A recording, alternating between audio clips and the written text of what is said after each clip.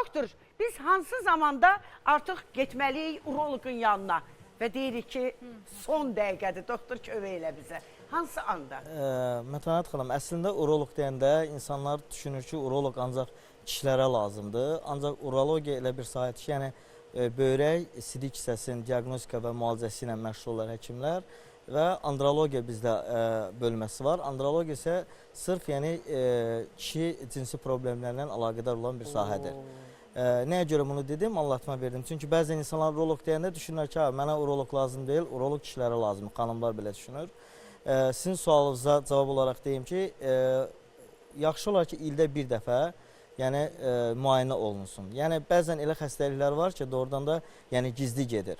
Yəni sizə deyərdim ki, 90% olan ciddi problemlər ki var, onlar əsas səbəblərindən biri zamanında belə deyək, yoxlanış olmadığı üçün yaranıb. Yəni hər bir problem zamanında olanda inandırım ki, sizin yəni tez bir zamanda müalicəsi də olur. Doktor, bəs belə deyək də, bəzən deyirlər, qaraciyər istini sevir, onu qorumaq lazımdır. Böyrək nəyi sevir? Onu necə qoruyaq? Böyrək su sevir. Nəyi? Su.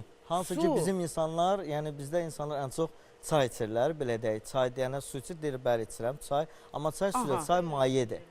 Yəni böyrəyin əsas belə deyək də yaxşı işləməsi üçün belə deyək insanlar gün ərzində litr yarım 2 litr su içməlidirlər. Su içmə, Fatıma xanım o da doktor özü də içir.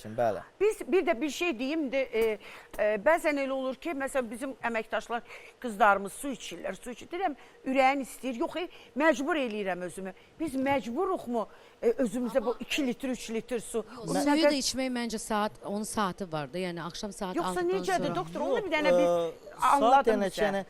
Yaxşı olar ki, birincisi, səhər durana ac qarnına bir stəkan su içilməlidir. O mütləqdir. Bax, o su necə olmalı? Biri deyir ilıq olsun, biri deyir isti olsun, biri deyir limon. İlıq olmalı, ev temperaturunda olmalıdır. Bəli, ev temperaturunda olmalıdır. Yəni limonsuz da olar. Limonsuz da onun xanımlar çəki atmaq üçün belə şeylərə görə içirlər, amma yəni adi qaydada içilməlidir. Təmiz yəni su içilməlidir.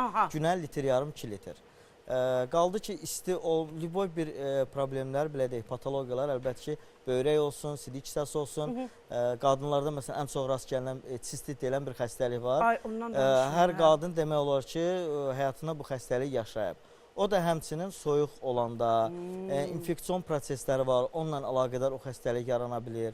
Ona görə mütləqdir ki, qadınlar da yoxlansın. Çünki sistit uzun müddət olanda sonra xroniki hala çevrilir və ondan sonra böyrəklərdə də ciddi problemlər yarada bilir. Danışacaq doktor, çünki ən belə deyək də hamının narahat edən, uşaqdan böyüyə qədər ən hamıya toxunan bir urologiyadır. Amma burada bizim doktorumuz, Tural doktorumuz həm uroloqdur, həm androloqdur. Diqqətlə izləyin bizi, çünki bilirsiniz ki, gənc ailələrdə bu dəqiqə o qədər problemlər var. Kişi qadın üstünə atır ki, uşaq sən niyə olmur?